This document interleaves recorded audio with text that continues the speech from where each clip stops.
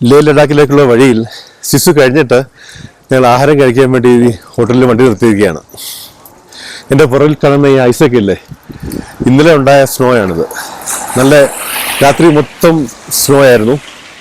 അതുകൊണ്ട് ഈ ഭാഗത്ത് മലകളെല്ലാം ഇപ്പോൾ മഞ്ഞ് മൂടി കിടക്കുകയാണ്. പ്രകൃതി ആകെ മാറിയിരിക്കുന്നു. ഞങ്ങൾ ഈ ആഹാരം കഴിക്കാൻ കയറിയ ഹോട്ടലിൻ്റെ അടുത്തൊക്കെ ഇപ്പോൾ മഞ്ഞ് വീണ് കിടക്കുകയാണ്. വാക്കുകൾക്ക് പറഞ്ഞാൽ അത് പറയാനൊക്കാത്ത ഇതിലുള്ള സൗന്ദര്യമാണ് ഇപ്പം കാണുന്നത്. കണ്ടില്ലേ, ഒരു മല മുഴുവൻ ഇങ്ങനെ മഞ്ഞ് മൂടി കിടക്കുകയാണ്. ഭയങ്കര സൗന്ദര്യം. ഈ മലയുടെ ഒരു ഭാഗത്ത് ചന്ദ്ര നദിയുണ്ട്. ആ നദിയുടെ തീരത്താണ് ഈ ഹോട്ടൽ സ്ഥിതി ചെയ്യുന്നത്. ഈ തീരത്തോട് തന്നെ നമ്മൾ കുറേയേറെ ഇങ്ങനെ സഞ്ചരിച്ച് പോകുന്നത്.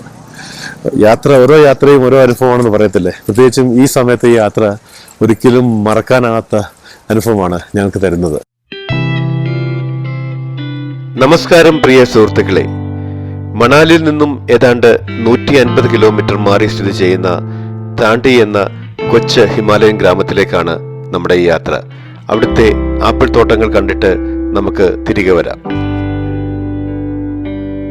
നിങ്ങൾക്കെല്ലാവർക്കും ബെൻസൺസ് ട്രാവൽസ് എന്ന എൻ്റെ ചാനലിലേക്ക് ഒരിക്കൽ കൂടി സ്വാഗതം.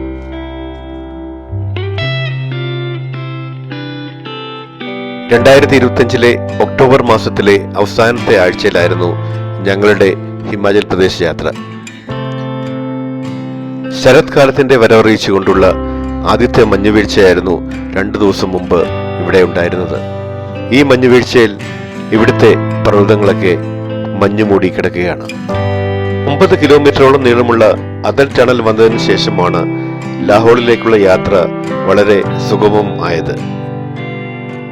2010 അദൽ ടണലിന്റെ നിർമ്മാണം തുടങ്ങിവെച്ചത്. 2020 ഏതാണ്ട് 10 വർഷത്തിന് ശേഷമാണ് അദൽ ടണൽ ജനങ്ങൾക്കായി തുറന്നു കൊടുത്തത്.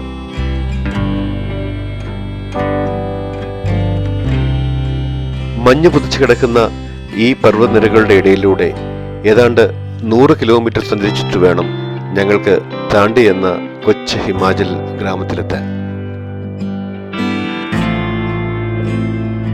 റോഡിന്റെ ഓരം പറ്റി ചന്ദ്രബാഗ് നദി അങ്ങനെ ഒഴുകുന്നുണ്ട്. നമ്മുടെ ലക്ഷ്യസ്ഥാനമായ താണ്ടിയിൽ വെച്ചാണ് ചന്ദ്ര എന്നും ബാഗ് എന്നും പേരുള്ള 2 നദികൾ ചേർന്നിട്ട് ചന്ദ്രബാഗ് എന്ന പുതിയ നദി രൂപപ്പെടുന്നത്. ഏതാണ്ട് 45 കിലോമീറ്റർ ദൂരം ഇത് ഹിമാചൽ പ്രദേശിലൂടെ ഒഴുകുന്നു.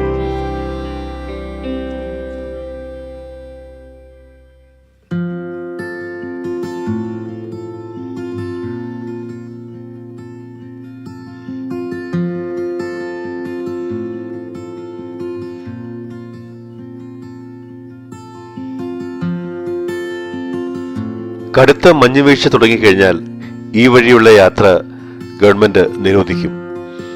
ഡിസംബർ ആദ്യ വാരം മുതൽ മാർച്ച് അവസാനം വരെ ഈ വഴിയുള്ള യാത്ര പൂർണ്ണമായും നിരോധിക്കുകയാണ് പതിവ്.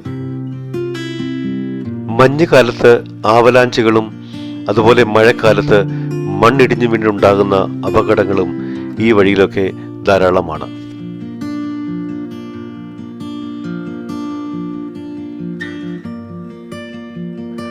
ഏപ്രിലിൽ ഈ വഴികളൊക്കെ തുറക്കുമ്പോൾ ധാരാളം സന്ദർശകരാണ് മഞ്ഞു മൂടിക്കിടക്കുന്ന ഹിമാലയ പർവ്വതങ്ങൾ കാണുവാൻ ഈ വഴി സഞ്ചരിക്കാറുള്ളത്.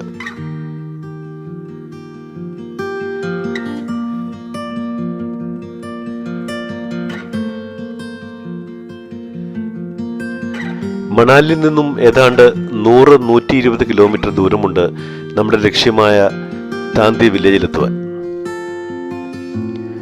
പൊതുവെ നല്ല റോഡ് ആയതുകൊണ്ടും വലിയ ട്രാഫിക് ഇല്ലാത്തതുകൊണ്ടും ഏതാണ്ട് 2-2.5 മണിക്കൂർ കൊണ്ട് നമുക്ക് ഇത്രയും ദൂരം കവർ ചെയ്യാൻ സാധിക്കും. നീലാകാശം കുടപിടിക്കുന്ന ഈ യാത്ര നമ്മൾ ഒരിക്കലെങ്കിലും നമ്മുടെ ജീവിതത്തിൽ ചെയ്യേണ്ടതാണ്. അത്രയ്ക്കും മറക്കാനാവാത്ത അനുഭവങ്ങളാണ് ഈ യാത്ര ഓരോ സന്ദർശകനും തരുന്നത്. താന്തി വില്ലയിൽ എത്തിയിരിക്കുകയാണ്. അങ്ങ് മുകളിലോട്ടൊരു വണ്ടി വരുന്നുണ്ടല്ലോ, നമ്മൾ അങ്ങോട്ടാണ് പോകുന്നത്. അവിടെ ഇപ്പോഴും ആപ്പിള് മരത്തിൽ നിൽക്കുന്നത് കാണാൻ കഴിയുമെന്നാണ് പറയുന്നത്. പണ്ട് ഞാൻ കണ്ടിട്ടുണ്ട്. ഇപ്പം ഞാൻ ഗ്രാമീണോട് തിരക്കി, അവരും പറഞ്ഞു അവിടെ ആപ്പിളിൻ്റെ മരങ്ങൾ ഇപ്പോഴും കായ്ച്ചു നിൽക്കുകയാണെന്ന്. അപ്പോൾ അങ്ങോട്ടത്തേക്ക് പോവുകയാണ്. ഈ കാണുന്ന നദികളില്ലേ, ഇത് ചന്ദ്ര നദിയാണ്, ഇത് ബാഗ് എന്ന നദി. ഇത് രണ്ടുകൂടി ചേർന്നിട്ട് ചന്ദ്ര ബാഗ് എന്ന് പറഞ്ഞിട്ട് ഈ നദി മുന്നോട്ട് ഒഴുകുകയാണ്. 2 നദികളുടെ സംഗമമാണ് ഈ സ്ഥലം. നദി ഇങ്ങനെ ഒഴുകി ഒന്നായിട്ട് മുന്നോട്ട് പോവുകയാണ്. ചന്ദ്രഭാഗ് എന്നാണ് ഈ സ്ഥലം അറിയപ്പെടുന്നത്. നമുക്കപ്പം ഈ ഗ്രാമത്തിലോട്ട് പോയിട്ട് ആപ്പിൾ കൃഷി ഉണ്ടോ എന്നൊന്ന് കണ്ടിട്ട് വരാം. ഇതാ മരങ്ങളെല്ലാം ഇങ്ങനെ ഇല പൊഴിച്ച് നിൽക്കുകയാണ്. ഇല പൊഴിച്ചിട്ടില്ല, ഇല പൊഴിയാൻ വേണ്ടി നല്ല ഗോൾഡൻ കളറായിട്ട് നിൽക്കുന്നു. നല്ല രസമുണ്ട് ഈ പ്രകൃതിയൊക്കെ കാണാൻ.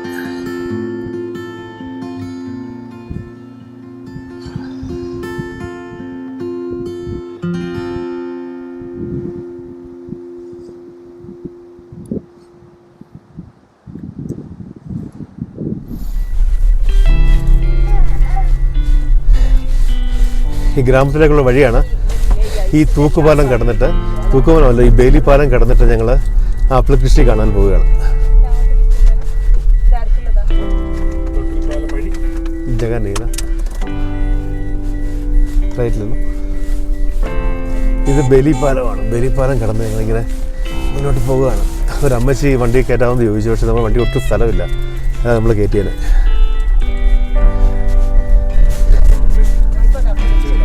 അതെ, ഇത് ബാഗ് നദിക്ക് കുറുകെയുള്ള പാലമാണ്. നമ്മളങ്ങനെ താണ്ടി വില്ലേജിലെ ആപ്പിൾ കൃഷി കാണാൻ വേണ്ടി ഈ ചെറിയ മല കയറുകയാണ്.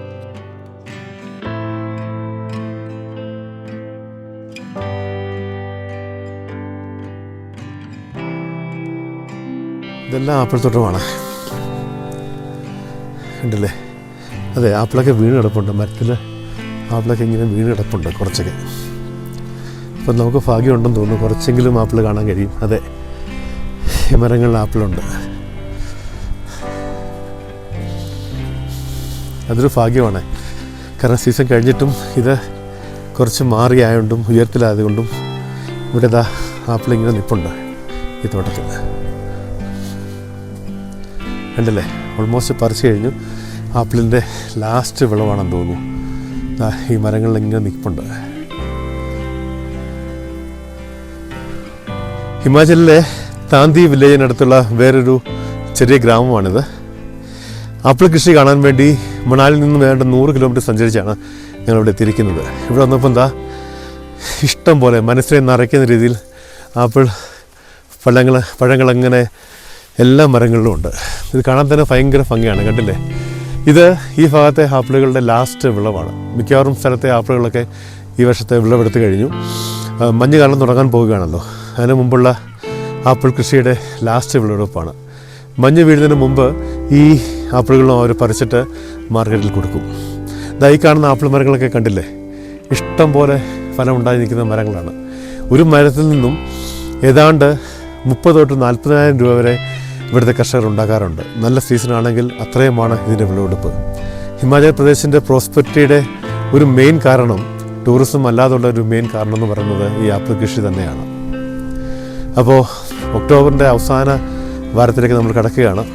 സാധാരണ ആപ്പിൾ കൃഷി മണാലിലൊക്കെ കംപ്ലീറ്റ് ആയിട്ട് തീർന്നു കഴിഞ്ഞിരിക്കുന്നു. പക്ഷേ ഇത്രയും യാത്ര ചെയ്ത് വന്നതിൻ്റെ ഒരു ഫലമുണ്ട്. മനസ്സ് നിറയെ കൺകുളിർക്കെ ആപ്പിളുകൾ ഇങ്ങനെ നിറഞ്ഞു നിൽക്കുന്ന ഈ തോട്ടത്തിൽ കൂടെ നടക്കാൻ കഴിയുന്നത് ഒരു ഭാഗ്യം തന്നെയാണ്. മരങ്ങളും ആപ്പിളുണ്ട്. ഇവിടെ കാണത്തില്ല എന്ന് പ്രതീക്ഷിച്ച് ഞങ്ങൾ വന്നത്, പക്ഷേ മരങ്ങളിലെല്ലാം ഇങ്ങനെ ആപ്പിൾ നിറഞ്ഞു നിൽക്കും. എന്താ, ഹിമാലയത്തിൻ്റെ താഴ്വാരത്തുള്ള ഈ ചെറിയ വില്ലേജിൽ കുറേയേറെ ആപ്പിളുകൾ ഈ ഓർച്ചാർഡിലുണ്ട്. ഇത് ഹിമാചലിലെ ഈ ഭാഗത്തിൻ്റെ ആപ്പിൾ കൃഷിയുടെ വിളവെടുപ്പിൻ്റെ ലാസ്റ്റ് ഭാഗമാണ്. ഇതുകൂടെ കഴിഞ്ഞാൽ പിന്നെ കിന്നോർ എന്ന സ്ഥലത്താണ് ഇനിയുള്ള ആപ്പിളുകൾ ഈ വർഷത്തെ ബാക്കിയുള്ളത്. അതുകൂടെ കഴിയുമ്പോഴത്തേനും ഈ വർഷത്തെ ആപ്പിൾ സീസൺ കഴിയും. മരങ്ങൾ കണ്ടില്ലേ, ഇങ്ങനെയുള്ള മരത്തിൽ നിന്ന് അവർ പറഞ്ഞനുസരിച്ചിട്ട് 10-20 പെട്ടി ആപ്പിളൊക്കെ കിട്ടും. അതായത് ഒരു മരത്തിൽ നിന്ന് ഒരു 30 തൊട്ട് 40,000 രൂപയുടെ ആപ്പിളാണ് അവർക്ക് കിട്ടുന്നത്. അത്രയ്ക്കും ഇമ്പോർട്ടൻ്റ് ആണ് ഈ ആപ്പിൾ കൃഷി ഹിമാചലിലെ ആൾക്കാർക്ക്. ഏതാണ്ട് 100 വർഷങ്ങൾക്ക് മുമ്പ് സനാതൻ സ്റ്റോക്സ് എന്ന പേരുള്ള ഒരു അമേരിക്കക്കാരനായിരുന്നു ആപ്പിൾ കൃഷി ഇവിടുത്തുകാർക്ക് പരിചയപ്പെടുത്തി കൊടുത്തത്.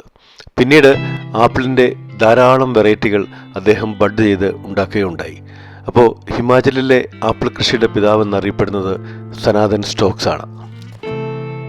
ആപ്പിൾ തോട്ടത്തിലൂടെ അങ്ങനെ നടക്കുന്ന സമയത്താണ് അന്നത്തെ ജോലി കഴിഞ്ഞ് തിരികെ മടങ്ങുന്ന രണ്ട് സ്ത്രീകളെ ഞാൻ കണ്ടുമുട്ടിയത്. हाँ जी आया नहीं, हम आके 2 दिन हो गया, कल वापस चलेंगे. आप लोग इधर रहते हैं क्या? अच्छा, कोटा के साथ ही. हाँ अच्छा, अभी तो इधर कॉटेज बंद कर दिया. हाँ, कुल्लू से आ गया. अच्छा, तो पिछले बार हम आए थे उस टाइम भी बंद है, इसी टाइम आए थे. तो उधर तो एप्पल का सब खत्म हो गया, फसल खत्म हो गया ना. हाँ, ये किसकी है वैसे? गाँव की ये हाँ, एक दो हम ले सकता है नीचे जो गिरा है. क्या पता नहीं आप पता नहीं ना, नीचे काफी गिर कर पड़ा हुआ उनके पास ले जाओ, है. बेटी ले जाओ उनके पास ആ നീ പെട്ടി ആ ഗ്രാമത്തിലെ അമ്മച്ചിമാരാണ് രണ്ടുപേര്. അവര് ഇവിടെ താമസിക്കുന്നവരാണ്. അപ്പൊ ഇവിടെ പണിയെടുത്തിട്ട് അവരുടെ അയ്യത്തൊക്കെ പണിയെടുത്തിട്ട് അവര് തിരിച്ചു പോവുകയാണ്. ഞാൻ ബുദ്ധി സഹിയേ. അവർ പറഞ്ഞു ഞങ്ങള് പ്രായമുള്ളവരാണ്, ഞങ്ങളുടെ ഫോട്ടോ എന്തിനാ എടുക്കുന്നത് ചോദിക്കുകയാണ്. ഞങ്ങളിപ്പം തിരിച്ച് ഇനിയും പോവുകയാണ്. തിരിച്ച് അവർ പറയുന്നു മഞ്ഞ് വീഴാൻ സാധ്യതയുണ്ട്, നിങ്ങൾ തിരിച്ചു പോകുന്നതായിരിക്കും നല്ലതെന്ന് പറഞ്ഞു. അതുകൊണ്ട് കാലാവസ്ഥയും മാറിക്കഴിഞ്ഞു, ഞങ്ങൾ തിരിച്ചു പോവുകയാണ്. അവർ ചിരിക്കുന്നു. ഗ്രാമീണരായ ഈ സ്ത്രീകളോട് കുറച്ചു നേരം സംസാരിച്ചിട്ടാണ് ഞങ്ങൾ മടങ്ങിയത്. മടങ്ങുന്ന നേരം അവർ തങ്ങളുടെ കയ്യിലുണ്ടായിരുന്ന കുറച്ച് ആപ്പിളുകളും കുറച്ച് വെജിറ്റബിൾസുമൊക്കെ ഞങ്ങൾക്ക് സമ്മാനമായി തന്നു.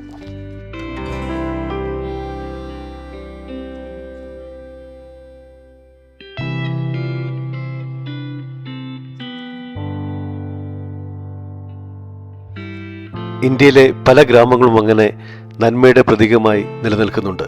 അത് അനുഭവിച്ചറിയുമ്പോൾ വളരെ സന്തോഷം തോന്നും.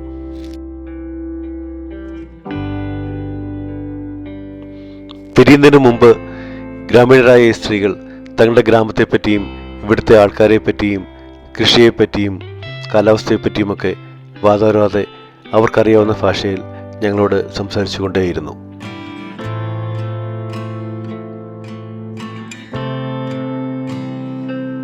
നമ്മൾ ഇവിടുത്തെ കാഴ്ചകൾ കണ്ടിട്ട് ഞങ്ങൾ മടങ്ങുകയാണ്. നാളെ തിരിച്ച് ഞങ്ങൾക്ക് പോകണം. മണാലിയിലെ ഇപ്രാവശ്യത്തെ വിസിറ്റ് വളരെ നല്ലതായിരുന്നു. റോത്താം പാസിലെ മഞ്ഞും രാവിലെ കണ്ട അമ്പലവും ഇടുമ്പി അമ്പലവും അതുപോലെ ദീപാവലി ആഘോഷവും ഒക്കെ മറക്കാൻ വയ്യാത്ത അനുഭവങ്ങളാണ് ഞങ്ങൾക്ക് തന്നത്.